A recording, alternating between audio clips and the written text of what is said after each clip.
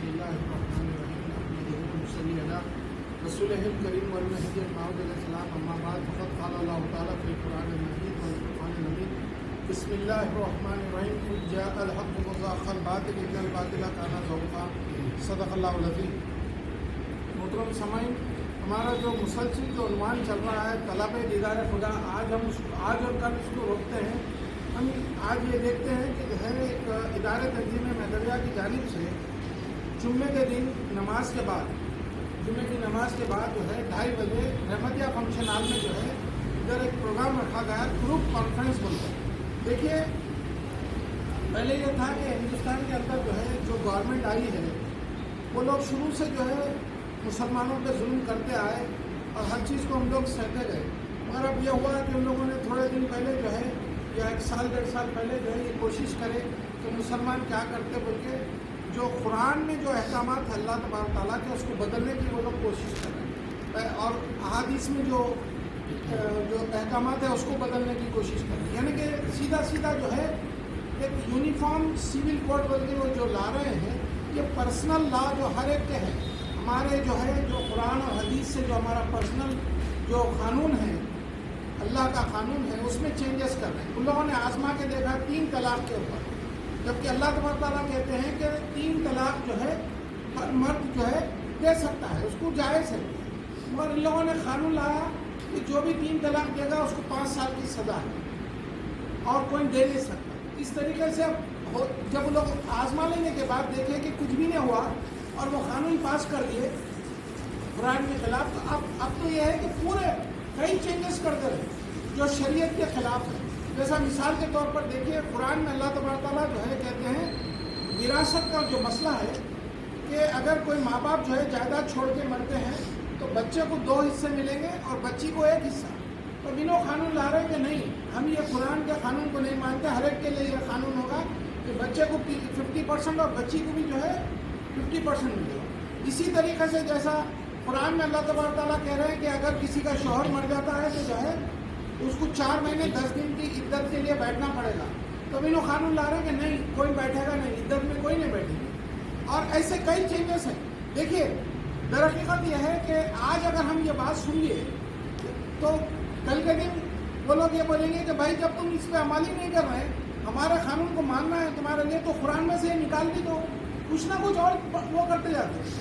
اس طریقے سے آج سے 1 سال 1.5 سال پہلے جو ہے NRC CAA کے بارے میں جو ہے احتجاج ہوا، اور سب سے زیادہ حیدرآباد تلنگانہ میں ہوا، ملین مارچ نکلا تھا، 10 لاکھ لوگ ایک ساتھ روڈ پہ نکلے تھے، تو CAA NRC یہ سب ختم ہو گیا۔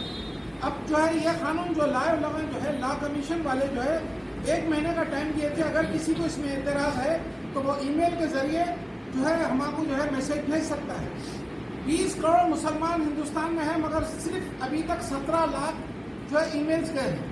لوگوں کو پرواہ نہیں ہے، جو ہے جیسا ہے جی رہے ہیں، بس ہم اپنا جو ہے کھا رہے ہیں پی رہے ہیں اور بیٹھے ہوئے، ہمارے کو کوئی پرواہ نہیں ہے کہ قرآن کو جو ہے چینج کر دیا جا رہا ہے۔ قرآن کے جو فیصلے ہیں، دیکھیے انسان کا بنایا ہوا قانون بدل سکتا ہے لیکن اللہ کا قانون نہیں بدل سکتا، اور ان لوگ اس میں تبدیلی کرنا چاہ رہے ہیں۔ جس طرح چین اور جاپان میں جو ہے چینجز کرے، تو آج زلزلے جو ہے وہاں جو ہے ہر مہینے میں کچھ نہ کچھ جو ہے عذاب آ رہا خدا کا۔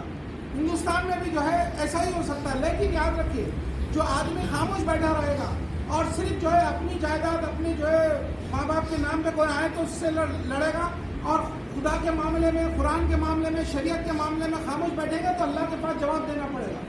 جس طرح ایک معتبر حدیث ہے، اللہ تبارک تعالیٰ نے جبرائیل علیہ السلام کو بلا کے کہا کہ فلاں بستی کے اندر تم عذاب ڈال دو، پوری بستی کو ایسا اٹھاؤ اور پلٹ دو۔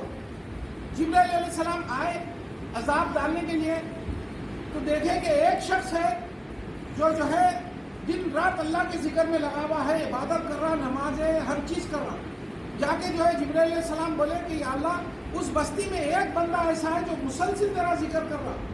تو اللہ تعالیٰ نے کہا کہ اے جبرائیل، اسی کے گھر سے عذاب شروع کرو، سب سے پہلا عذاب اسی کو دو، کیونکہ وہ لوگوں کو نہیں روکتا، وہ دیکھ رہا ہے کہ لوگ میرے خلاف کر رہے ہیں مگر کچھ بولتا نہیں زبان سے، تو سب سے پہلے اس کے گھر سے عذاب شروع کرو۔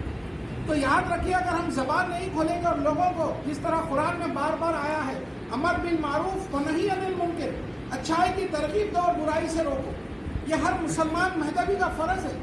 ہم جو ہے صرف اپنا اپنا دیکھیں گے تو پھر ہم کو اللہ کے سامنے جواب دینا پڑے گا. یاد رکھیے. تو جو ہے اب جو وقت آ گیا ہے, ان لوگوں نے جو ٹائم دیا تھا لا کمیشن والے 14 جولائی تک ان لوگ ٹائم دیے تھے. پرسوں جو ہے آخری دن ہے, اور ساری جو ہے غیر مہذبیہ جتنے بھی جو ہے جماعتیں ہیں, جتنے بھی جو ہے فرقے ہیں, ان سب نے اپنا اپنا اپوز کیا اور مخالفت ظاہر کی اپنے اپنے مسجدوں میں, اپنے ہال میں, اپنے جماعت خانوں میں. ان لوگوں نے اپوز کر کے کہا کہ ہم یہ قانون کو نہیں مانتے. مگر قوم مہذبیہ سے کوئی میسج نہیں گیا ابھی تک, نہ کوئی مرشدین کی طرف سے, نہ کوئی علماء کی طرف سے, نہ دانشوران قوم کی طرف سے. تو اللہ کا نام لے کر ادارے تنظیم مہذبیہ نے جو ہے قدم اٹھایا ہے. جمعے کے دن جو ہے نماز کے بعد 2:30 بجے جو ہے رحمتیہ فنکشن ہال میں ہم سب جمع ہوں گے, اور جو ہے یہ صرف اتنا بولنا ہے کہ ہم اس قانون کو نہیں مانتے. ہم کو جو ہے یہ قانون نہیں چاہیے جو قرآن اور حدیث کے خلاف ہے, جو شریعت محمدیہ کے خلاف ہے. کیونکہ شریعت محمدیہ ہمارے لیے وہی دین ہے, وہی جو ہے اسلام ہے, اور وہی ایمان ہے ہمارا, وہی ہمارا ایمان ہے. تو آپ لوگوں سے ایک درخواست ہے کہ نہ صرف آپ آئیں بلکہ آپ دوسروں کو بھی اس میں لائیں, اور لوگوں کو تھوڑا ترغیب دیں, لوگوں کو تھوڑا ہوشیار کیجیے.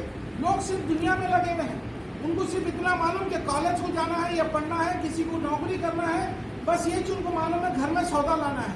بھائی کیا ہو رہا ہے, قرآن کے خلاف کیا ہو رہا ہے, اور جو ہے شریعت کے خلاف کیا ہو رہا ہے, آگے آئندہ آنے والے جو ہے مسلمانوں کے لیے کتنی مشکلیں ہوں گی, اس کا کوئی آپ کو احساس ہی نہیں ہے. تو پھر فائدہ کیا ہے؟ جیسا کہ بہادر راجن علیہ رحمٰن نے کہا تھا کہ مجھے افسوس ہوتا ہے ان مسلمانوں پر جس کا خون صرف جسم میں سوکھ کر رہ جائے اور کسی ملت کے لیے کام نہ آئے. دیکھیے ہم اگر دوسروں کے لیے کام نہیں آتے تو پھر ہمارے زندگی کا فائدہ کیا ہے؟ اپنے لیے تو کوئی بھی جیتے, جانور بھی جیتے ہیں, دوسروں کے کام آنا اصل زندگی ہے. تو جو ہے یہ فقیر یہ چاہتا ہے کہ آپ سب بھی وہاں پر آئے جمعے کے دن 2:30 بجے, اور دوسروں کو بھی لائے, دوسروں کو بولے. ہر آدمی یہاں پر جو بیٹھا ہوا ہے یہ فقیر جانتا ہے وہ اپنے آپ میں ایک انجمن ہے, وہ دوسروں کو لا سکتا ہے. اپنے معاملہ جب اٹھتا ہے اس کا ذاتی معاملہ تو ہزاروں لوگوں کو وہ جمع کر سکتے ہیں. تو کیا آپ 8-10 آدمی کو ایک ایک آدمی نہیں لا سکتے وہاں پر؟ ترغیب دیجیے. ہماری قوم سے بھی یہ میسج دینا ہے. آج لوگ انگلیاں اٹھا رہے ہیں کہ مہذبی لوگ صرف اپنے مہدی موت سے محبت کرتے, نہ رسول اللہ سے, نہ قرآن سے. تو لوگوں کو انگلیاں اٹھانے کا موقع مل رہا ہے. اپنی طرف سے دیکھیے, دوسروں کے لیے قرآن دین ہے, ایمان ہے, شریعت ہے, لیکن ہمارے لیے تو ایک اور ایک چیز آگے ہے کہ قرآن ہمارے لیے ایمان بھی ہے. روز ہم لوگ جو ہے کہتے ہیں القرآن والمہدی امامنا, قرآن ہمارے لیے امام ہے, اور ہم کیا کر رہے ہیں بتائیے. آج ہر نوجوان جو ہے آگے بڑھ کے جو ہے لوگوں کو سمجھا سکتا ہے. تو جو ہے اللہ سے دعا ہے, اور میں جو ہے حضرت مقصود علی خان صاحب سے بھی درخواست کرتا ہوں کہ 2 منٹ آپ سب کو مخاطب فرمائیں. سے بیٹھ کے وہاں سے بولیے.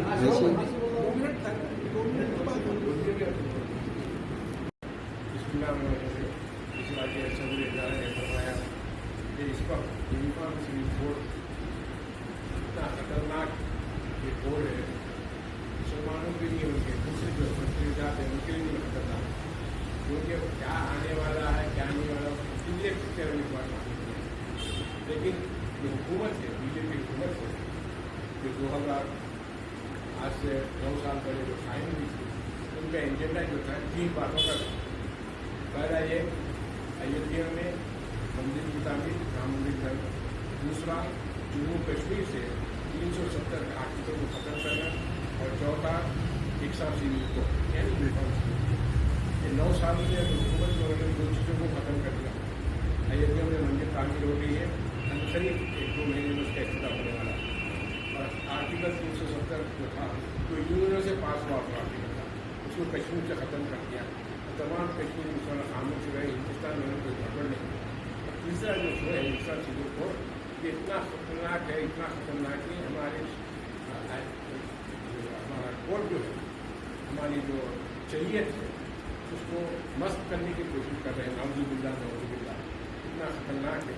اور دوسری بات جو اہم یہ ہے کہ وہ حضور نبی کریم صلی اللہ علیہ وسلم کی محبت, اسلام کی جو محبت مسلمانوں میں ہے, اس کو ختم کرنا چاہتے ہیں. غریب سے مسلمان اپنی شناخت ہندوستان میں برقرار نہیں کرتے. ان کا رتبہ یہی ہے, بالکل یہی ہے. دوسرے رقاجات وغیرہ کی نہیں ہے. سکھ عیسائیوں نے سکھ لوگوں نے متفقہ طور پر اس پر رد کر دیا ہے. اعلان کر کے ان کے گردوارا سے یہاں سے وہاں سے بڑے بڑے سب ریزرو کر دیں کہ ہم اس کو فاطمہ کو نہیں دیں. مسلمان ایک بڑی قوم نہیں سمجھے ہندوستان میں, اور ان کی نظریں پورے ملک کی مسلمان کو اپنی اسلامی شخصیت کو ختم کرنے کا ایک منصوبہ اعلان ہے. آج ہم کو اتنا مشہور نہیں ہو رہا. کل یہ نوجوان بچے جو بچے ہیں یہ ان کے لیے بہت کٹھن مشکلات کا سامنا کرنا پڑے گا ہر معاملے میں. اب شادی بھی کریں گے, روشن نکاح پڑیں گے یا شادی نکاح پڑیں گے یا قانون کے تحت ان کے اعتماد کریں گے, اس میں وقوٹ وغیرہ کچھ بھی نہیں رہے گا. اس میں ایک طرح شادی ہوں گی, جب شادی ہوگی تو رجسٹر ہوگی اور میرج سرٹیفکیٹ داخل کریں گے. بہت طرح کی سیدھا چیزیں ہمارے سامنے نہیں آ رہی اور چھپے ہوئے ہیں. تو غرض اس بات ہے کہ مسلمان جاگے. آج مسلمان بھی ہو رہا ہے بچپن کی بہت برا یہ ایسی بڑی بڑی تلوار ہمارے سر پر لٹک رہی ہے جو ہماری شناخت کو ختم کر رہی ہے. تو گزارش یہی ہے کہ اس طرح کرنا ہے کہ جمعے کے دن 2:30 بجے جنت کے اسکول میں آئے. ایک چھوٹی سی پریس کانفرنس کی رہیں گی, ہماری مرشدین کرام کو مخاطب کر کے ایک مہیے قوم کی طرف ایک میسیج دینا ہے ہمارے کو. ہم بھی یونیفارم سول کوڈ کو مانتے نہیں, اس کو رد کرنے کے موقع پہ یہ آواز پہنچانا ہے. آپ تمام سے گزارش کے ضرور